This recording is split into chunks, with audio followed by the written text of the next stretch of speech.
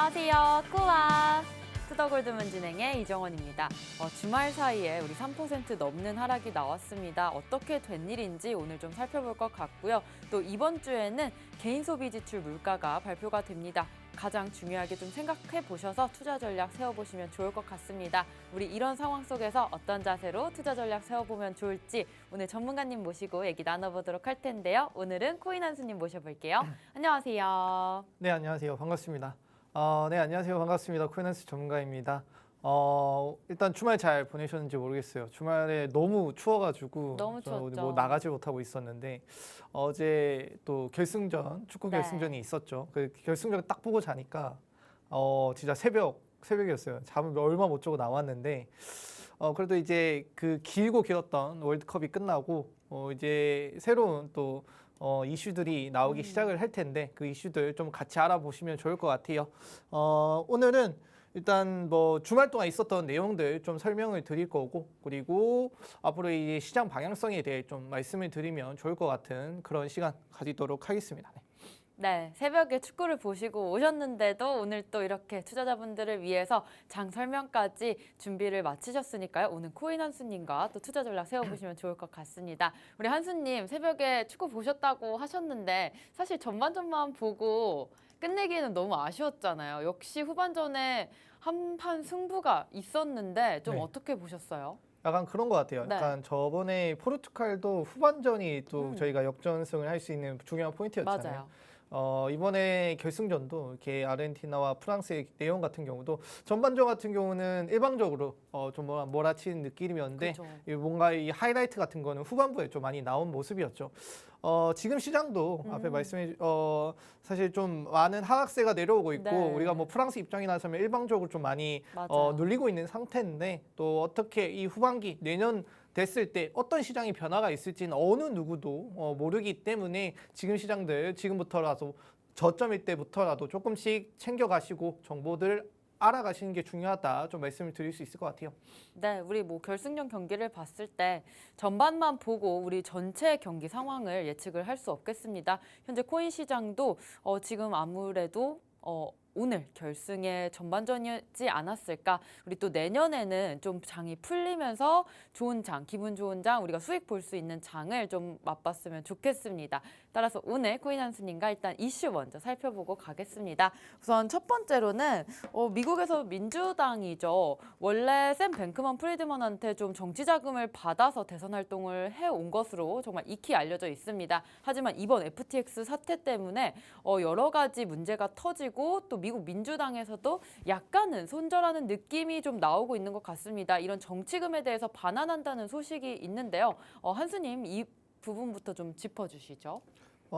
예, 주말 동안 있었던 내용인데 사실 이제 이 FTX 사태가 뭐 암호화폐 시장의 영향만 아니라 이 정치권에도 어느 정도 관련이 있다라고 말씀을 드릴 수 있는데 일단은 이 FTX의 샘 뱅크먼 프리드는 대표적인 민주당의 기부자 중에 하나였습니다. 그래서 정치 기부금을 많이 넣었었는데 이 바이든 정부가 바이든 대통령이죠. 바이든 대통령이 이제 선거를 할 때 그때 선거 자금을 어느 정도 기부하는 또 모습도 확인할 수 있었고 그 외에 민주당에도 정치 기부금을 좀 많이 하고 있었습니다. 뭐 파악된 것만 해도 거의 500억대가 넘는 기부금을 했다라고 하는데 뭐 500억대가 다 넘는 내용들을 다 반환하는 계획이 나와 있는 건 아니고 그 민주당 안에서도 여러 그룹이 나뉘어져요. 그 그룹들마다 각자 어느 정도 반환을 하겠다라는 내용이 나오고 있고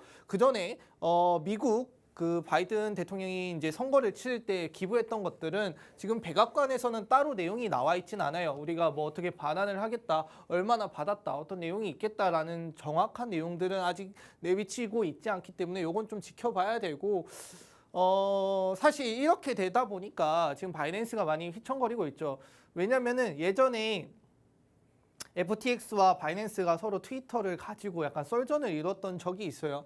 그때 이제 FTX는 미국의 거래소이고 바이낸스는 아무래도 이제 CEO가 중국 사람이다 보니까 중국계이다 보니까 중국 거래소다라고 많이들 이제 거의 생각을 하고 있죠. 그렇다 보니까 미국에서는 이 바이낸스를 조금 많이 건드리고 있는 모습이고 뭐 FTX 날아간 거는 어쩔 수 없다. 그러면 이제 바이낸스라도 물고 늘어지자. 그래서 지금 민심 달래기를 이 바이낸스로 지금 조금 하고 있는 것이 아닌가라는 내용을 좀 볼 수 있을 것 같아요. 네. 네, 미국 민주당에서 SBF에 정치 기부금 반환 계획이 좀 있다고 합니다. 기부금 100만 달러 이상을 반환할 것 같고요. 앞서서 미국 텍사스 민주당 하원 의원은 이 SBF의 기부금 100만 달러를 역시 반환한 적이 있다고 합니다. 따라서 이러한 움직임들 추후에 어떻게 될지 같이 지켜보시면 좋을 것 같은데요. 우리 다음으로는 우리 시장의 좀 변동성에 대해서 얘기를 해볼까 합니다. 계속해서 어떻게 흘러갈지 모르겠습니다. 고용지표 좋게 나왔습니다만 또 시장이 하락하는 모습, CPI도 물가가 잡힌 모습이지만 차트가 많이 좀 좋지 않은데요. 현재 시장 좀 짚어주시죠, 한스님. 지금 이제 현재 시장 같은 경우는 사실 일반적인 패턴들이 있어요. 거의 제가 봤을 때는 뭐 비트코인만 이렇게 간단히 말씀을 드리면 거의 한 달 전 가격이랑 지금 가격은 똑같거든요. 그럼 우리 한 달 동안 어떤 패턴들이 있었는가를 간단히 살펴보면은 일단은 우리가 이제 시장이 지나가다 보면은 뭐 금리 때문에 많이 올랐다, 이 시장이 많이 떨어졌다라고 얘기를 하시잖아요. 근데 이제 소비자 물가지수 어느 정도 고점을 찍고 피크치를 찍고 이제부터 조금씩 내려오다 보니까 이제 사람들이 기대감을 가지기 시작을 해요. 아, 이제 시장이 오르겠다. 소비자 물가지수 높이 나온 것들 알겠고, 그다음에 이제 끝나가는 부분이기 때문에 이제 떨어질 일만 남았다 해서 이제 기대감에 의해서 주가들이 조금씩 이제 상승하기 시작을 합니다. 그러고 나서 자, 우리 선물 시장 같은 경우는 롱과 숏이 있잖아요. 하락 베팅, 상승의 베팅이 있는데 하락에 이제 베팅하던 사람들이 이 기대감에 의해서 하락이 아니다. 이 하락을 없애고 이제 다시 롱에다 베팅하는 사람들이 조금씩 늘기 시작을 해요. 이걸 이제 숏 커버링 매수라고 하는데 숏을 억누를 수 있는 매수들이 조금 나오기 시작을 했고요. 그 다음에 이에 맞게 이 사람도 이제 트레이더잖아요. 사실 어떻게 보면 트레이더인데 트레이더 같은 사람들이 이제는 매수를 조금씩 들어가기 시작을 합니다. 매수 들어가기 시작을 하고 그렇게 되면 이제 투자자들이 가만히 있겠습니까? 이제 시장이 조금 올라갈 것 같으니까 우리도 똑같이 매수를 하자라고 해서 똑같이 매수를 들어가요. 근데 여기에 중요한 포인트, 이 앞에 것들 다 없애는 포인트가 파월 의장의 발언이 이 모든 걸 내리는 그런 발언들이 있습니다. 이게 거의 지금 뭐 한 달, 두 달 그렇게 계속 반복되고 있거든요. 우리가 이제 사람들이 기대하는 부분이 뭐냐면은 이제 이 정도 올랐으니까 파월이 조금 매파적인 발언을 하지 말고 좀 비둘기적인 발언을 좀 해줬으면 좋겠다라는 내용들을 많이 가지고 있는데 근데 파월이 또 쉽게 그걸 허락해주고 있지 않아요. 뭐 항상 얘기할 때 최근 들어서 얘기할 때는 중의적인 표현을 많이 얘기를 하고 있거든요. 어떤 부분은 좋고 어떤 부분은 좋아서 이렇게 나왔지만은 우리는 아직 더 신경 써야 된다. 갈 길이 멀다. 이렇게 얘기를 하면서 뭔가 중의적이면서 쉽게 줄 듯 말 듯한 멘트를 많이 하고 있어요. 그렇게 되다 보니까 아무리 조금씩 이렇게 올라가고 그다음에 올라가고 뭐 올라가도 한 번에 발언이 이렇게 내려오니까 이 부분 계속 박스권으로 유지가 되는 거겠죠. 그래서 사람들이 좀 많이 피말리고 있고 뭔가 좀 기대갈 만하면 또 좌절로 돌아서고 그다음에 좀 많이 힘들게 그다음에 좀 어렵게 하는 시장인 것 같아요. 근데 이 시장이 언제까지 좀 이어질지를 조금 예측을 해보자면은 아무래도 올해 이제 FOMC는 끝났고 금리는 정해졌죠. 내년 금리까지 나오려면 한 5.1%대까지 나오려면 앞으로 FOMC 때마다 금리 인상 2번 정도는 더 해야 될 것 같아요. 그러면은 적어도 3월, 4월까지는 현재 같은 시장이 조금 반복될 수도 있다. 혹은 나스닥이 반등해 주지 않는다면 암호화폐 또한 그 힘이 좀 꺾일 수 있기 때문에 나스닥을 반등할 수 있는 기간이 좀 필요하다라는 거 좀 말씀을 드리고 싶습니다. 네, 현재 우리 시장 비슷한 패턴으로 계속해서 장이 연출이 되고 있습니다. 숏 포지션 물량을 들어갔다가 그것을 커버하는 숏 커버링의 매수 또 투자자들의 매수가 그 다음에는 파월의 발언으로 다시금 차트가 내려가는 모습이 반복이 되고 있는데요. 아무래도 금리 인상 2차례 정도는 더 남을 걸로 예상이 되고 있기 때문에 내년 3, 4월까지는 이러한 패턴들이 계속해서 반복이 될 수 있다라는 말씀까지 주셨습니다. 박스권을 유지하면서 계속해서 투자자분들을 좀 피말리게 하는 상황을 연출하고 있는 것 같습니다. 우리 시장 어려울 수 있을지 모르겠지만 우리 한수님과 같이 투자 전략 세워보시면서 수익 타점 잡아보시는 걸 추천을 드리겠습니다. 우리 그 다음으로는 우리가 환율이 조금 잡힌 것 같아 보입니다. 내년에 환율의 예측을 좀 해볼 것 같은데요. 내년에는 좀 어떻게 보시나요, 한수님? 말 그대로 상고하저입니다. 그냥 상반기에는 높을 것으로 보고 하반기에는 낮을 것으로 좀 많이 보고 있는 것 같아요. 일단은 내년 1분기에 일단은 정점을 찍겠다라는 얘기들이 다시 나오고 있거든요. 현재 환율이 1,300원대 왔다 갔다 하면서 보여주고 있는데 지금 많은 사람들이 1,400원대까지 다시 오를 가능성이 있다라고 보고 있어요. 아무래도 일단은 현재 이 금리가 계속 오르고 있다 보니까 사람들이 이 달러에 대한 수요가 늘고 있고 그러면 이 금액도 달러의 가치가 올라가겠죠. 그리고 현재 하나의 가치는 조금씩 또 회복은 되고 있겠지만은 아직 이 미국과 한국의 금리 차이가 크기 때문에 이걸 메꾸기 전까지는 하나의 가치가 떨어질 수 있겠다라고 보시면 될 것 같아요. 자, 근데 하반기에 왜 괜찮아지냐라고 물어보면은 일단은 금리 인상은 상반기에 모두 끝날 것이고 하반기에 돼서는 어느 정도 중립금리나 혹은 하락까지 내다볼 수 있기 때문에 이 환율이 떨어질 것이다 볼 수 있을 것 같고요. 그 다음에 이때쯤 되면은 한국과 미국의 금리 차이가 다시 축소가 되기 때문에 그 부분도 또 하락하는 데 도움이 될 것이다. 그다음에 무역 적자도 지금 좀 계속 나오고 있어요. 왜냐면은 중국에서부터 시작된 이 뭐 봉쇄 조치나 이런 부분들이 다른 전 세계적인 글로벌의 경제에 영향을 줌에 따라서 무역 적자들이 계속 발생하고 있는데 그래도 하반기 되면 이 중국 봉쇄도 어느 정도 마무리가 될 것이고 똑같이 환율이 떨어질 수 있는 흐름으로 이어질 것이다라고 보고 있는 것 같아요. 그래서 금리가 금리 얘기가 아니라 이제 환율로 하면은 우리가 환율이 오를 때는 비트코인이 떨어지고 환율이 떨어지면 비트코인이 오른다라고 말씀을 드렸잖아요. 그러면 이렇게 되면은 지금부터 환율은 이렇게 올라가고 떨어지기 때문에 비트코인도 아무래도 조금 더 떨어졌다 올라갈 수도 있겠다라고 간단히 예측은 해볼 수 있을 것 같아요. 이게 정확한 데이터는 아니고 최근에 뭐 디커플링이 난 부분들도 있기 때문에 무조건 적이다라는 내용은 아닌 걸 말씀드리면서 마무리하겠습니다. 네. 네, 내년에 원달러 환율은 1분기에 좀 고점을 기록한 후에 하반기로 갈수록 점차 낮아지는 상고 하저의 모습을 볼 것 같습니다. 내년에는 미국 연준의 금리 인상 사이클이 또 종료가 될 것 같고요. 또 무역 적자 개선 등으로 점차적으로 좀 하락할 것으로 예상이 되고 있습니다. 연준의 통화 정책이 불확실성에 해소되는 시점에 달러 강세 압력이 좀 완화가 될 수도 있겠고요. 또 경기 침체 우려 부각에 따른 안전자산 선호 심리 재개 가능성은 아무래도 달러 강세 요인으로 좀 작용을 할 수가 있겠습니다. 따라서 내년에는 상고 하저의 모습을 보일 거다라는 예측 주셨습니다. 환율이 올라갈 때는 비트코인 가격이 많이 떨어지는 편이었고요. 환율이 내려갈 때는 비트가 좀 반등하는 시점이었지만 이렇게 정확한 데이터는 아니기 때문에 참고 자료로 좀 활용을 하시면 좋을 것 같습니다. 우리 러시아에서는 미국에 대적하기 위해서 이렇게 암호화폐를 결제 수단으로 사용하려는 움직임이 보이고 있는데 이것을 아무래도 대외 무역에만 한정 지으려는 모습을 보여주고 있습니다. 러시아의 상황도 좀 알아볼까요?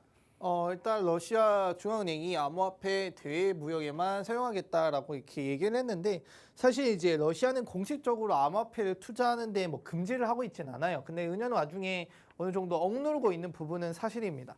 그래서 암호화폐가 지금 국내에서 널리 보급이 되면은 암호화폐 비트코인을 통한 결제를 우리가 막을 생각은 없다 이렇게 얘기를 했는데. 중요한 건 거기서 국내에서 결제하는 것도 좋지만 아무래도 대외 무역에서만 암호화폐를 결제하도록 하겠다라는 뜻을 내비쳤어요. 자, 이 뜻은 뭐냐면 제가 이전에도 많이 말씀을 드렸어요. 지금 러시아 같은 경우는 안 그래도 미국의 혹은 이제 전체적인 글로벌로부터 제재를 받고 있는 입장이다 보니까 사실 달러를 가지고 싶어도 수급할 데가 없는 거죠. 왜냐면은 예전에는 무역 결제할 때 달러를 통해서 물론 지금도 하고는 있지만은 달러를 그 교환을 통해서 달러를 많이 축적을 해왔고 그게 이제 어떻게 보면은 나라의 기반이라고 다질 수 있는데 그 달러들이 조금씩 사라지고 있는 부분이 있어요. 그러면은 우리가 너무 달러의 의존도를 높은 체제로 가고 있었다. 달러 의존도가 너무 높았기 때문에 그 의존도를 낮출 수 있는 내용이 뭘까라고 하니까 이제 암호화폐로 눈을 돌리기 시작을 한 겁니다.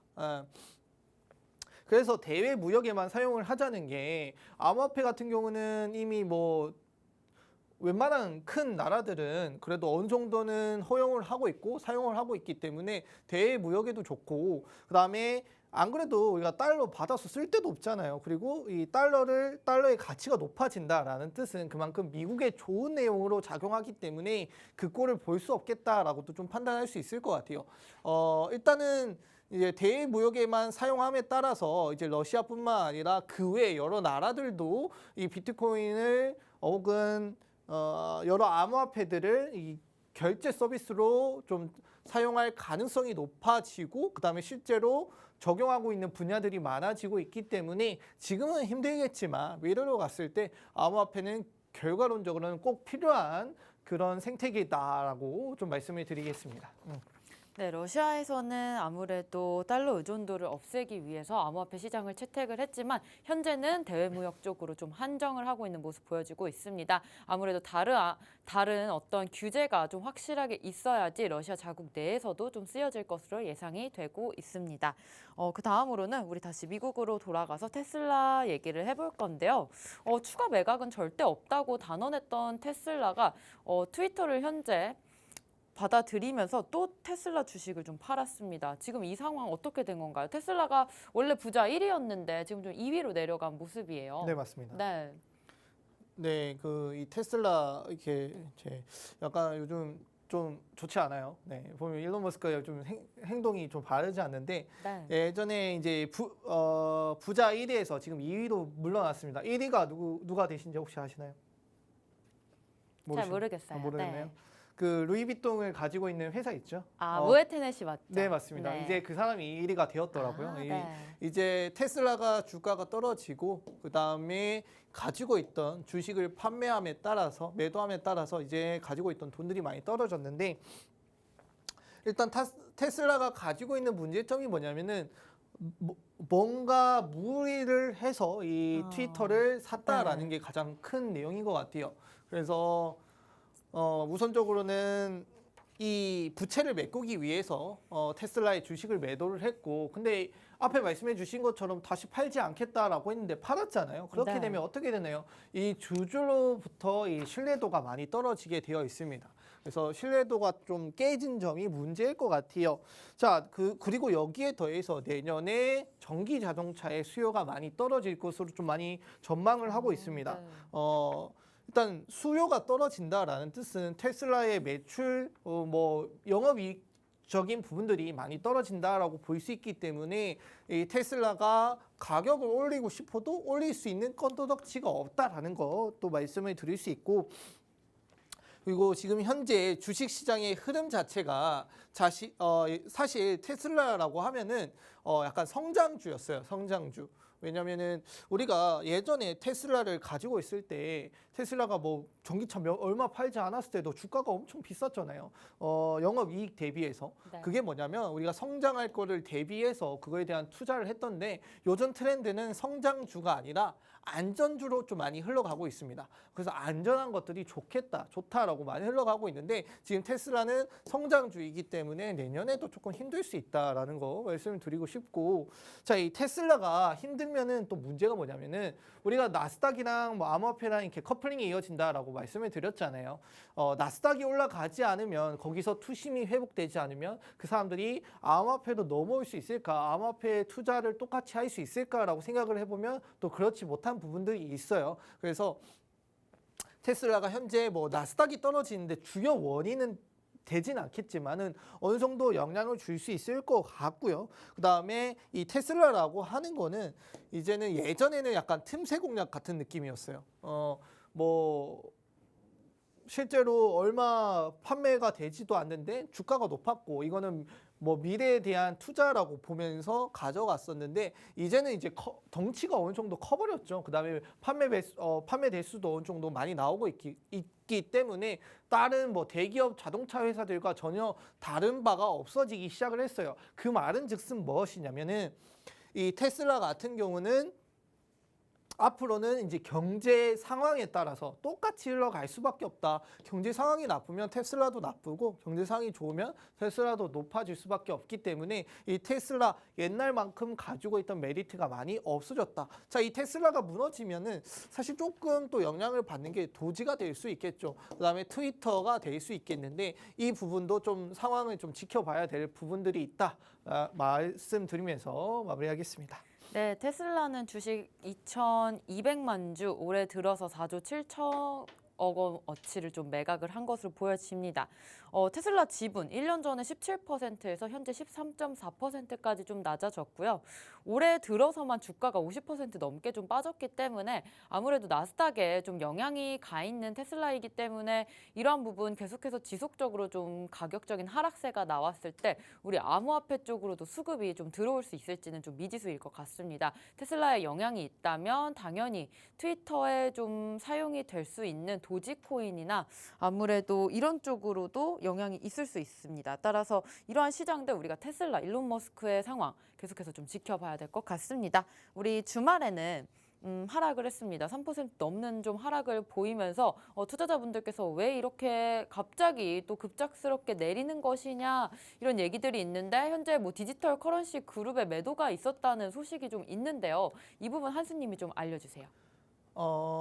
자, 일단 이 DCG 그룹이라고 하면은 여러분들이 들어보면 알만한 계열사를 가지고 있습니다. 여기에 일단 제네시스가 있고요. 그다음에 그레이스케일이 있죠. 그레이스케일 뭐 많이들 들어보셨을 거예요. 뭐 포트폴리오를 통해서 많이들 확인해 보셨을 텐데, 자, 이 DCG 그룹이 가지고 있는 두 개 회사 중에 이 제네시스가 문제가 되기 시작을 했어요. 자, 제네시스가 뭐가 문제가 되었냐? 제네시스가 FTX의 어떤 자금을 빌려줬기 때문에 그 자금을 빌려줬다가 이 자금을 못 돌려받고 있어요. 회수가 안 되고 있거든요. 유동성이 묶여버렸기 때문에. 그러면 이제 이 제네시스의 유동성, 곧 이 DCG의 유동성인데 그럼 여기 돈을 빌려달라고 합니다. 근데 DCG도 시장이 나쁘니까 돈을 빌려줄 수가 없어요. 그렇죠. 그러니까 같이 유동성을 이제 유동성 문제를 겪기 시작을 했습니다. 어차피 연결돼 있는 회사이기 때문에 뭐 한쪽을 잘라낸다고 해서 그게 전혀 문제가 되지 않거나 그런 시장이 아닌 거죠. 그래서 일단 제네시스가 이 FTX 사태에 영향을 받았고 그렇게 타고 가서 이 DCG 그룹까지 올라갔는데 이 DCG 그룹이 이 유동성 문제를 해결하기 위해서 가장 원초적으로 할 수 있는 내용이 뭘까요? 자기들이 가지고 있는 자산을 매도하는 게 가장 효과적인 내용들이겠죠. 그래서 대규모 알트들이 매도가 나왔다라고 하는 게 이 유동성 문제를 해결하기 위해서 나온 내용이라고 보시면 되고, 자, 여기에 많이 포함되어 있는 게 일단은 파일코인이 좀 많이 포함이 되어 있다라고 합니다. 그리고 플로우, 그 다음에 스택스, 그 다음에 이제 디센트럴랜드도 들어가 있다라고 합니다. 그래서 이 정도 가격 코인들이 많이 떨어졌는데 이 외에 여러 가지 코인들이 있어요. 근데 업비트에 당장 상장되어 있는 코인들은 이 정도이다만 좀 알아두시면 될 것 같고, 자, 뭐 DCG 그룹이 이것들을 가지고 있는 것들을 모두 매도를 할 수는 없어요. 어느 정도 언락 시기도 걸려 있을 거고 이 매도를 했을 때 이 시장에 끼치는 여파가 어마어마하게 크기 때문에 모두가 나오진 않았겠지만 주말 동안 하락하는 데 있어서 어느 정도 영향을 준 이유는 이 DCG 그룹에 문제가 있었다라는 거 말씀드리도록 하겠습니다. 네, DCG 그룹은 여러 개의 계열사를 가지고 있는데요. 가장 대표적으로 제네시스와 그레이스케일을 가지고 있는 회사입니다. 지금 현재 제네시스가 FTX에 자금을 빌려준 것으로 좀 어려운 상황이 되었는데 DCG 그룹 자체에서도 현재 시장이 안 좋기 때문에 좀 보유한 현금이 많이 없기 때문에 이러한 물량들을 좀 매도를 하면서 주말 사이에 좀 하락이 나온 것으로 보여지고 있습니다. 현재 코인계에서는 파일이나 플로우, 스택스, 디센트럴랜드가 좀 연관이 되어 있는 것 같은데요. 이 이 부분도 우리가 주말 장에 어떠한 일이 일어났는지 좀 짚어봤고요. 우리가 FTX 사태 때문에 사실 바이낸스가 이긴 걸로 좀 알고 있었습니다. 근데 바이낸스 쪽에서도 준비금 증명이 좀 들어오면서 사실상 제대로 보여주는 것이 없는 것 같은데 현재 창펑자오가 좀 어려운 상황이라고 합니다. 이 부분 한수님이 좀 알려주시죠. 일단은 바이낸스 재무 구조 지적이 좀 나오고 있어요. 자, 이 월스트리트 저널에서 바이낸스의 이 지급 준비금이라고 하죠. 그러니까 우리가 가지고 있는 돈, 우리가 회원들로 받은 돈, 그다음에 이걸 쓸 수 있는 돈이라고 생각을 하시면 돼요. 그냥 총 자산이라고 생각을 하시면 됩니다. 이 총 자산이 이용자의 잔액 대비해서 101% 수준이라고 하면서 너희가 이렇게 우리한테 맡긴 돈, 그다음에 여러 가지 돈을 포함을 했을 때 이거를 우리가 시장이 운영할 수 있는 퍼센티지가 101%다. 그러니까 받은 것보다 조금 높다라고 확인할 수 있었죠. 근데 이게 아니다. 실제로 분석을 해보니까 우리가 받은 자본보다는 3%가 부족한 한 97% 정도만 운영을 할 수 있겠다. 이렇게 얘기가 나온 거예요. 그러니까 왜 보고서마다 조금 내용이 다르지? 뭐가 맞는 거지라고 하면서 신뢰가 조금씩 깨지기 시작을 했습니다. 자, 근데 이걸 예측을 해보면은 뭐 3% 정도는 BTC 가지고 해서 어떻게 스테이블 코인에 예치를 할 수도 있고 어디에 이자를 받기 위해 운영을 할 수도 있고 그렇기 때문에 어느 정도는 우리가 수용이 가능하다라는 내용들도 나오고 있고 아니다라는 내용들도 좀 많이 나왔어요. 이렇게 해서 여기에 더해가지고 이제 뭐 다음에 보시면은 돈 세탁 혐의 뭐 미 검찰 기소 고려다 이런 내용들이 나오고 있거든요. 자, 이게 뭐냐면은 뭐 2018년도부터 바이낸스에 대해 이 미 검찰이 수사를 시작을 했다라고 합니다. 그게 수사를 했는데 아직까지 결론이 나와 있지 않고 그다음에 여러 이 검사가 이렇게 두 편으로 나뉘어서 지금 기소해야 된다, 아니다, 아직 뭐 그 증거를 더 구해야 된다, 이렇게 편이 나눠서 나오고 있는 것 같아요. 그래서 아직까지는 기소는 되지 않았지만 돈 세탁 혐의도 나오고 그다음에 유동성의 문제도 조금씩 나오면서 지금 바이낸스가 많이 휘청거리고 있다라고 좀 말씀을 드릴 수 있고 그리고 또 논란이 되는 게 이 바이낸스의 준비금 증명 논란이에요. 바이낸스 CEO 감사된 POR이라고 언급, 그다음에 크라켄 CEO 바이낸스 POR에 문제 제기가 있다. 자, 이 POR이라는 건 뒤에서 좀 말씀을 드리겠는데 FTX 사태 이후에 여러 거래소들에 대한 불신감이 많이 쌓였거든요. 이게 내가 가지고 이 코인을 이 거래소에 맡겨도 되나? 혹은 뭐 예치를 해도 되나? 이 거래소를 이용해도 되는가? 내가 이 투자한 것들이 물릴 리는 없는가라는 내용들을 좀 많이 하면서 이 POR을 통해서 너희들이 나한테 맡긴 돈 내가 허투루 쓰고 있지 않아 라는 내용들을 좀 많이 부각을 하려고 있었어요. 그게 이 선두주자로 바이낸스가 이 POR을 쓰기 시작을 했고 그다음에 다른 거래소들도 동참하면서 쓰기 시작을 했는데 이 크라켄 CEO가 이거 문제가 있다라고 이렇게 얘기를 했습니다. 자, 어떤 문제가 있냐면은 이 바이낸스의 POR 리저브 이것부터 먼저 보겠습니다. 우리가 예금을 가장 증명하는 방법은 쉽습니다. 이 고객에다가 얼마를 맡겼어. 그다음에 거래소 맡긴 내역 조회해. 그다음에 이걸 다 공개를 통해서 동시에 우리가 그러면 다 대조를 해보니까 맞네라는 방법이 있는데 이건 개인정보 보호가 좀 되지가 않아요. 뭐 말 그대로 아나운서분님 이렇게 맡기셨는데 BTC 몇 개 들고 있네요, 이더리움 몇 개 들고 있네요가 다 까발려지는 거죠. 그래서 누군가는 알기 때문에 좋은 내용이 아니다. 그래서 이거를 암호화 코드를 만들겠다라는 게 이제 POR이라고 보시면 됩니다. 뭐 비공개로 해시 함수로 암호화를 해서 잔액 공개를 자금 추적 사용 가능하다라고 보는데 더 쉽게 얘기를 해드리겠습니다. 자, 이게 감사를 해주는 업체예요. 이렇게 이제 회계법인에다가 우리 감사 좀 해줘. 우리가 자금 잘 쓰고 있고 문제 없이 쓰고 있다라는 걸 너희가 증명을 좀 해줬으면 좋겠어라고 해서 이 감사하는 곳에서 이 거래소에다가 그러면 모든 계정의 잔액을 스냅샷으로 달라. 그럼 우리가 그걸 받고 그다음에 그럼 이 감사원이 고객한테다가 그럼 너희 소유권만 우리한테 확인을 해줘. 그러면은 거래소에서 받은 내용을 너희한테 보여줄 테니까 이걸 비교를 통해서 맞는지만 체크를 해줘. 그러면 일부 데이터를 제공을 하죠. 그러면 이제 감시를 통해서 고객은 거래소가 내가 맡긴 것들을 잘 사용하고 있겠구나라고 이렇게 믿으면서 이 사이클 체제가 정확히 돌아갈 수 있는 내용인데, 이 바이낸스가 이 POR을 주장을 했지만은 제대로 이루어지지 않고 있다라는 내용입니다. 자, 이 바이낸스가 마자르에다가 이 거래소들 마자르에다가 이거를 좀 증명해달라라고 이렇게 얘기를 했어요. 근데 마자르가 처음에는 증명을 해주다가 이제는 증명을 해줄 수 없겠다라는 논란이 나오기 시작을 했습니다. 왜? POR에 문제가 있다라는 내용을 좀 말하기 시작을 했거든요. 어떤 문제가 있냐면은 이 POR에 있는 내용들 자체가 바이낸스가 일방적으로 주장하고 작성해준 내용들 가지고 우리가 감사를 진행을 했고 어쩔 수 없이 그냥 우린 감사 도장만 찍어준 내용이다라고 이렇게 얘기를 하기 시작을 했어요. 뭐 그렇게 구체적으로 얘기하진 않았고 좀 돌려서 얘기를 했지만 이 마자르가 손을 떼기 시작을 했고 POR에 문제가 생겼고 그 외의 거래소 뭐 크라켄이나 그다음에 크립토닷컴, 바이낸스 정도가 이 업무 중단을 좀 진행하기 시작을 했습니다. 그래서 지금 바이낸스가 가지고 있는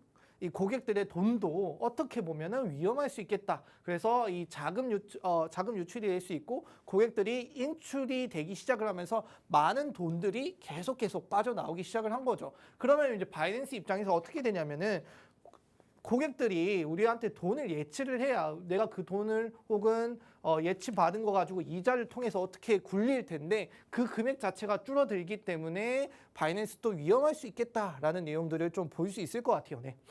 네, 현재 바이낸스의 재무 구조가 지적이 되고 있습니다. 준비금 증명 보고서 공개를 했지만 재무 구조가 아직 불투명하다는 입장이 많습니다. 현재 USDC 인출이 증가하고 있다면서 일시 중단한 사례도 있고요. 바이낸스가 현재 상황이 좀 악화된 것으로 보여지는데 이런 바이낸스의 POR 준비금 증명이 제대로 좀 이루어지지 않은 것으로 보아 또 마자르도 거래소들과 업무 중단이 좀 일어나면서 현재 시장을 좀 내려가게 만들고 있는 모습을 보여주고 있습니다. 현재 우리 이런 상황 속에서 또 바이낸스에서는 다른 준비금 증명을 감사할 수 있는 회계법인을 찾고 있다라고는 하는데 아직은 못 찾은 것으로 보여지고요. 이런 것들이 준비금이 증명이 좀 제대로 되면은 좀 누명을 벗을 수 있을 것 같은데 과연 그러한 방법을 찾을 수 있을지 우리가 계속해서 지켜봐야 될 것 같습니다. 우리 그렇다면 바이낸스, FTX 지금 외국 거래소 계속해서 어려운 상황인데 우리나라 거래소를 좀 봐야 될 것 같아요. 상대적으로 다른 국가들보다 좀 안전하다라고 평가를 받고 있는데 맞나요, 한수님? 네, 맞죠. 사실 바이낸스도 한국 거래소처럼 하면 돼요. 쉽죠. 네. 한국 거래소는 이제 특근법이 있어서 고객 예치금과 고유 자산을 구분 관리하는 의무를 가지고 있습니다. 그래서 예치금 따로, 고유 자산 따로 구분을 하고 있고 만약 위반을 했을 때 6개월의 범위에서 영업 금지나 그다음 부당한 내용들을 받을 수 있기 때문에 6개월치를 우리가 감수하면서까지 타인의 돈을 쓰기가 쉽지 않겠죠. 그래서 한국은 상대적으로 좀 안전하다라는 거 한번 말씀을 드릴 수 있고 그다음에 이제 국내 5대 거래소 모두 고객 예치금을 부채로 인식을 하고 있습니다. 우리가 이제 이렇게 표를 보면은 여기가 부채고요. 그다음에 우리가 가지고 있던 자산. 그래서 그다음에 여기 자본이죠. 자본을 가지고 자산으로 취급을 합니다. 근데 여기 이렇게 부채, 자본 이렇게 나눠져 있잖아요. 부채라고 하는 거는 사실 언젠가는 갚아야 될 마이너스고 그다음에 우리가 보고 있는 건 자본 플러스이기 때문에 이걸 더해서 자산으로 보고는 있어요. 근데 고객 모든 예치금 부채로 인지하고 있기 때문에 자기들 돈이 아니다. 그래서 빚으로 인지를 하고 있고 언제는 갚기 위해 표시를 따로 하고 있기 때문에 국내 거래소들은 고객들의 예치금을 사용하지 않고 있고 안전한 부분들이 있기 때문에 해외 거래소들도 이런 식으로 이어진다라고 하면은 믿고 좀 따라갈 수 있겠지만은 우리나라가 좀 깐깐한 부분들이 있어요. 그래서 깐깐한 부분들에 의해서 국내 거래소들은 좀 믿고 맡기셔도 되는 부분들이 있다라는 거 좀 말씀을 드리고 싶네요. 네. 네, 상대적으로 다른 나라보다 우리 특근법도 있기 때문에 좀 안전하게 관리가 되고 있고요. 현재 고객분들의 예치금을 부채로 인식을 하고 있어서 그렇게 자산을 형성을 하고 있기 때문에 여러분들께서 돈을 찾기에는 쉬우실 거다. 또 다른 것들을 증명하는 것보다는 우리 거래소를 이용하는 게 안전하게 보실 것 같습니다. 우리 다음은 나이지리아 소식 한번 짚어볼 텐데요. 나이지리아 암호화폐 사용을 합법화 시킨 것 같습니다. 지금 여러 제3세계 아니면 뭐 개발도상국에서 이런 움직임들 보이고 있는데 나이지리아까지 좋은 소식 들려왔는데요. 한수님 짚어주시죠. 네, 나이지리아라고 하는 국가는 세계에서 지금 아프리카 대륙에서 가장 많은 인구를 가진 나라입니다.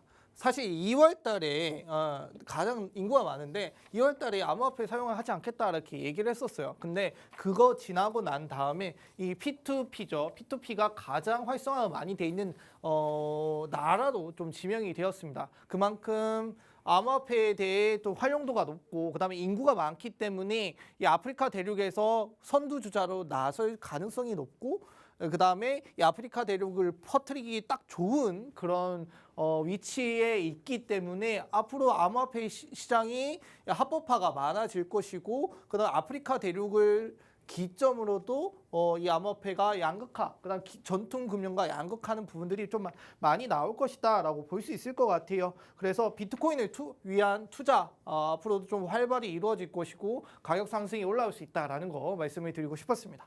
네, 나이지리아의 암호화폐 합법 추진으로 인해서 우리 아프리카 시장에서도 계속해서 암호화폐가 시장에 사용될 수 있을 것이다라는 긍정적인 시각까지 주셨습니다. 우리 이번 주에 PC 발표가 있다고 했는데 이번 주에 중요하게 우리가 지켜봐야 될 경제 지표들 있다면 알려주시죠, 한수님? 이 경상수지 적자 내용도 중요하죠. 왜냐하면은 지금 미국의 이 무역이 어떻게 흘러가고 있는가 또 중요할 수 있는지 우리가 좀 봐야 될 거는 이 CCI라고 해서 소비자 신뢰 지수입니다. 이게 뭐냐면은 이 예상치가 있고 이전치가 있어요. 예상치라고 하는 거는 이걸 필요 없고 우리가 100을 기준으로 보시면 돼요. 100을 기준으로 위에를 봤을 때 사람들이 예측하는 거는 경제가 좋겠다. 100 밑으로 가면 경제가 나쁘겠다고 예측을 하고 있는 거거든요. 근데 그 전보다 떨어져서 그 전보다 높아져서 사람들은 예측을 하고 있는 것 같아요. 앞으로 경제가 좋아지기 때문에 우리 소비자가 신뢰를 가지고도 할 수 있겠다라고 볼 수 있을 것 같고요. 그 다음에 여러 가지 이 4분기 나와 있는데 이 4분기가 거의 끝나가고 있습니다. 아직 안 나왔지만은 미뤄질 수도 있는 부분들이 있기 때문에 이 점도 좀 참조해 주시면 좋을 것 같다 말씀드리겠습니다. 네, 우리 1부에서는 여러 시장 이슈들과 코인 이슈까지 살펴봤고요. 저희는 잠시 후에 2부로 돌아오겠습니다.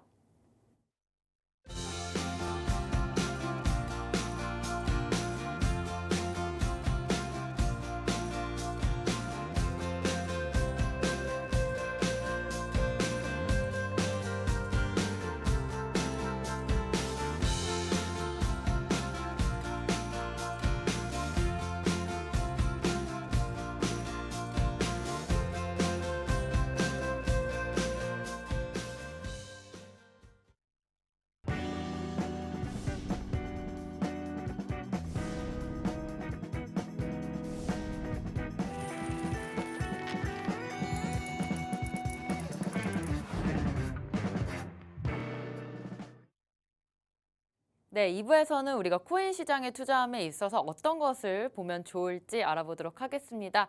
첫 번째로는 우리 유통량 이슈에 대해서 얘기 나눠볼 거고요. 두 번째로는 반등 확인법, 또 마지막으로는 비트코인 차트까지 분석해 주실 겁니다. 한수님, 유통량부터 살펴주시죠. 네. 유통량 문제가 사실 뭐 큰 매스컴을 통해서도 많이 문제가 되고 있어요. 이번에 그 위믹스죠. 위믹스가 초과 유통량 문제를 통해서 많은 문제가 됐었는데 사실 이 유통량 문제가 위믹스만의 문제가 아니라는 점을 좀 말씀을 드리고 싶었어요. 그래서 우리가 체크해야 할 포인트가 뭐가 있을까라고 좀 말씀을 드릴 수 있는데 자, 이 초과 유통량이 문제가 되는 거는 우리가 표기된 유통량보다 더 많은 것을 찍었을 때 생기는 문제라고 보시면 될 것 같아요. 자, 우리가 은행에서 1년에 100만 원치를 뽑는다라고 치죠. 그러면 101만 원치를 뽑았어요. 그럼 1만 원은 어디다 썼을까? 그 만 원은 개인적으로 사적으로 은행에서도 쓸 수 있는 부분들이 되겠죠. 그래서 유통량 문제를 가지는 거는 그 기업에 대한 신뢰도가 연결돼 있기 때문에 우리가 꼭 체크를 해야 되고 그다음에 이 업비트나 이런 우리 닥사라고 하죠. 이 거래소에서 좀 중요시하게 생각하고 있는 부분이기 때문에 우리도 좀 많이 체크를 해야 될 것 같아요. 자, 우선적으로 가장 쉽게 체크하는 방법은 쉽습니다.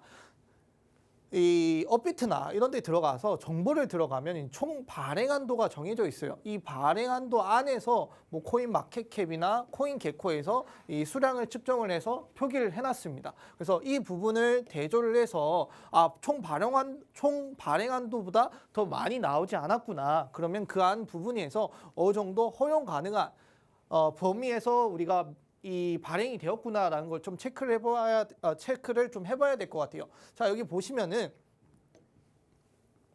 마켓캡이랑 개코가 수량이 똑같습니다. 똑같은데 다른 곳이 있어요. 어디가 다르냐면은 자, 룸네트워크랑 도지코인 같은 경우는 다릅니다.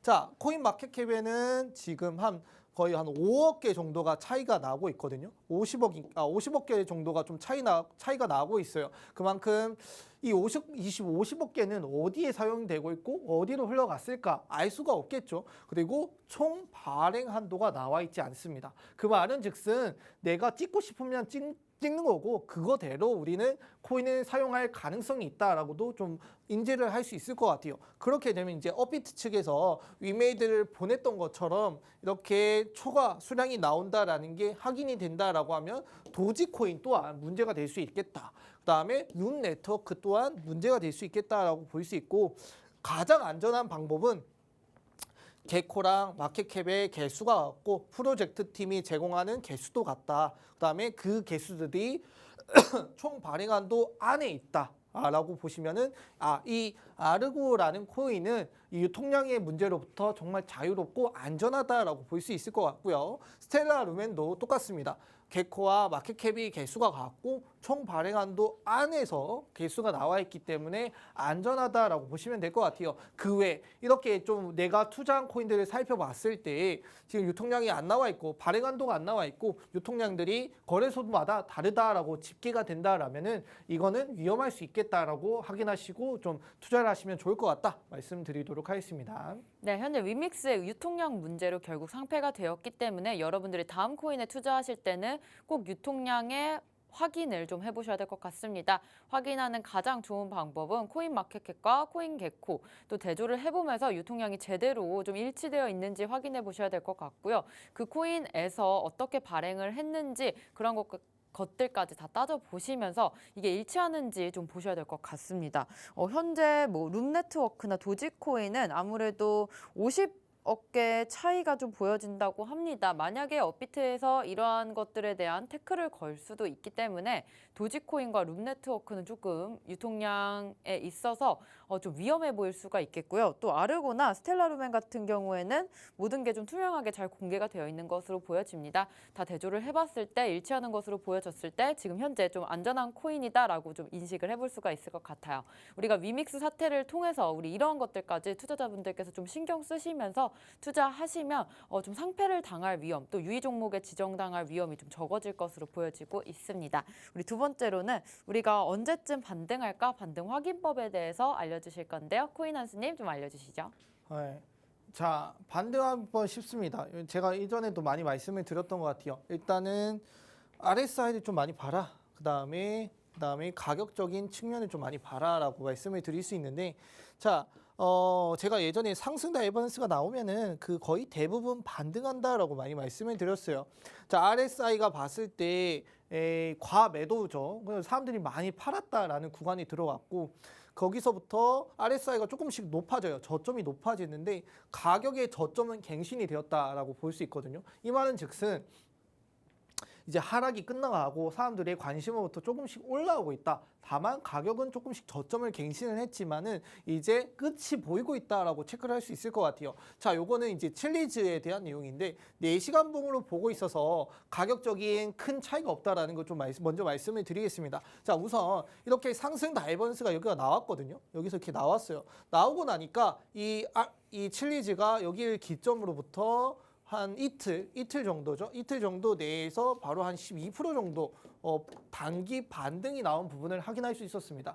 자, 왜 12%밖에 못 갔냐라고 하면은 자, 이렇게 선을 그어 보면 여기 이제 매물대가 이제 좀 쌓이기 시작을 했거든요. 이 부분입니다. 매물대가 쌓인 부분이기 때문에 저항을 받고 내려오기 딱 좋은 라인이다. 그래서 한 12%만 받고 내려왔는데 여기가 이제 앞에 말씀드린 제네시스나 뭐 DCG 그룹, 그다음에 바이낸스의 이슈가 생기자마자 다시 또 떨어지고 있었죠. 아무리 차트가 좋아도 현재 시장은 뭐 이런 경제 내용들이나 그다음에 이슈들이 그 차트를 모두 엎어서 내려가는 시장이기 때문에 단기적으로 짧게 먹고 들어가시는 걸 좋겠다 좀 말씀을 드릴 수 있고, 자, 이 비트코인, 이 단기는 비트코인에도 적용이 됩니다. 자, 우리가 여기 급락을 했어요. 요거는 4시간 봉으로 보고 있습니다. 4시간 봉 봤을 때 이렇게 급락을 하고 나서 여기서 상승 다이버전스가 나왔거든요. 상승 다이버전스가 나온 이후에 여기까지 올라갔죠. 자, 15,400달러가 18,300달러까지 약 한 10%에서 한 20% 정도 올라가는 모습을 확인할 수 있었습니다. 자, 이 내용을 보시면서 여기가 저점이구나, 여기서는 매수해도 되겠구나. 그럼 우리가 여기서 어떻게 체크를 해야 되냐면 다음 저항 라인이 어디가 있을까, 자, 매물대 저항 라인은 어디 있을까라고 체크를 하시면 좋을 것 같아요. 그럼 여기가 저항 라인이기 때문에 저항을 부딪히고 내려오고 있다. 짧게 먹고 들어가시면 이렇게 쉽게 확인할 수 있겠다 말씀드리도록 하겠습니다. 네, 현재 우리가 반등 확인법에 대해서 설명해 주셨는데 RSI와 가격적인 측면을 봤을 때 상승 다이버전스가 보이면 그 이후에 좀 반등을 한다라고 볼 수가 있겠습니다. 좀 더 자세한 방법은 한수님과 무료 방송에서 함께 하시면 좋을 것 같고요. 우리가 비트코인 차트 한번 보고 갈 텐데요. 이것도 같이 짚어주시죠. 그 전에 봤던 것도 비트코인인데 요즘은 좀 더 디테일하게 한번 보도록 하겠습니다. 자, 이 비트코인이 사실 제가 지금 흐름 좋고 채널링이 좋기 때문에 쭉쭉 또 올라갈 것이다라고 했는데 제가 방송하고 나서 얼마 안 있다가 이렇게 일단 위에 부분을 부딪히긴 했어요. 자, 이 부분이 그 전 자료에서는 저항 라인입니다. 요 위로가 다 저항 라인이기 때문에 저항 라인을 부딪히고 내려왔다. 그렇게 돼서 이 지금 빨간색의 채널링이 있죠. 이 채널링을 부딪히고 현재 내려오고 있는 모습이다. 그리고 채널링을 이탈을 했고 내려왔다라고 볼 수 있고, 자, 그렇게 되면 여기서 문제가 뭐냐면 이 부분들이 그냥 없어지는 거고, 여태까지 놀았던 이 부분들 있죠. 이 부분들의 이 저항 라인, 파란색 선이 저항 라인이에요. 이 저항 라인까지 다시 내려왔다. 그러면 얘가 올라가기 위해서는 가장 중요한 라인은 이 0.5 구간인 17,330원대, 17,330달러대를 넘어주는 게 가장 중요한 라인까지 왔고, 현재 반등 구간에 올라왔기 때문에 이렇게 올라가더라도 17,330 저항 라인이고, 이런 피보나치 되돌림을 봤을 때도 중요한 저항 라인이기 때문에 이 부분에서 맞고 떨어질 가능성이 있다라고 보시면 될 것 같고, 앞에 제가 비트코인 가격 가지고 한번 말씀을 드렸잖아요. 우리가 한 달 동안 이렇게 뭐 좋았던 일, 나빴던 일이 그냥 사라진 가격대다. 뭐 없어졌고 그 한 달 전 가격과 비교했을 때 똑같은 가격대까지 왔기 때문에 이제부터 다시 시작이다라고 보시고 좀 접근하시면 될 것 같아요. 앞으로도 많은 흔들림이 있을 것이고 낙폭과 상승이 있을 거예요. 이때 우리 여러분들 멘탈 관리 잘 하시고 접근하셔야, 우리가 비트코인 하루 이틀 보려고 접근하는 게 아니잖아요. 암호화폐 지금 당장 내일 급등하면 가장 좋겠지만은 그 급등하는 게 예전 같지 않거든요. 그렇다라고 하면은 우리는 좀 더 진득하게 좀 멀리 바라보면서 접근하시면 여러분들 멘탈 케어와 그다음에 수익률 높이는데 정말 도움이 될 것이다 말씀드리도록 하겠습니다. 네, 지금 비트코인 차트를 봤을 때 채널링적으로는 좋은 포지션에 있었는데요. 사실 그때 말씀을 하시고 나서 고점을 찍고 지지라인과 또 저항라인에 맞닿은 다음에 다시 내려오는 모습 보여주었습니다. 현재 상황 속에서 뭐 DCG 그룹의 이슈와 또 바이낸스 준비금 증명 때문에 좀 하락한 부분도 있기 때문에 이러한 부분들 잘 체크하시면서 현재 시장 거시경제 이슈에 많이 흔들린다라고 좀 파악을 하시면 좋을 것 같습니다. 이러한 것들 차트적으로 분석 같은 경우에는 저희가 오후 1시 반부터 또 무료 방송으로 하고 있으니까요. 꼭 오셔서 매수 타점 잡아가시면 좋을 것 같습니다. 좀 더 자세한 매매 방법과 또 차트 분석 저희가 오후 1시 반부터 이어가니까 오후 1시 반에 무료 방송으로 진행하고 있고요. 함께 하실 수 있는 방법 안내해드리겠습니다. 먼저 컴퓨터로 들어오실 분들은 팍스경제TV 홈페이지에 들어오셔서 좌측 하단 보시면 투더골드문 배너가 있습니다. 배너를 클릭하시면 바로 전문가님들의 실시간 무료 방송을 함께 하실 수가 있고요. 또 핸드폰으로 함께하고 싶다라고 하시는 분들은 여러분들께서 매일 쓰고 계시는 녹색 창에 투더골드문 검색하셔서 상단 링크 통해서 들어오시면 됩니다. 잠시 뒤 오후 1시 반부터 코인 한수님의 무료 방송 함께해 주시면 좋을 것 같고요. 우리 이번 주 장 어떻게 체크해보면 좋을지 같이 매매 타점 잡아가시면 좋을 것 같습니다. 저희가 오늘 준비한 소식은 여기까지입니다. 본 방송에서 제공하는 정보는 투자 판단의 참고 자료일 뿐이며 특정 자산 가치의 상승과 하락을 보장하지 않는다는 점 유의해 주시길 바라겠습니다. 저희는 다음 이 시간에 오겠습니다. 시청자 여러분 고맙습니다.